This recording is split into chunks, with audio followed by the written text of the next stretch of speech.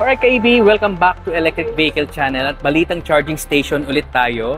As you can see ka-EV, nandito ako mismo sa Uptown Mall dito sa basement 2 at napansin natin ka-EV talagang ayan, nandito na ang Tesla. Actually papunta tayo sa event ng Tesla and napansin ko upon parking dito sa kanilang basement 2 ay nakita ko yung Tesla Super Charger at coming soon. As long siguro nag-launch na sila, syempre bubuksan na rin naman nila to. So ka-EV, ayan, nakikita nyo dito silang 4 na EV charger dito. I don't think, siguro sa ibang bansa kasi is 250 kilowatts yung ano nito ang power, yung capacity. But dito, I don't think kung ilan. Anyway, ayan, 4 slot of parking ang available for Tesla, di ba? So, ayan ka-EV. Ayan. So, dito rin ka-EV meron din naman na another EV charging station dito. At ito, tutukan din natin to para isahan na lang. Okay?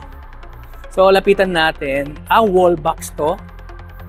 So, sabihin 7 kilowatt etong mga ganitong mga wall box charger.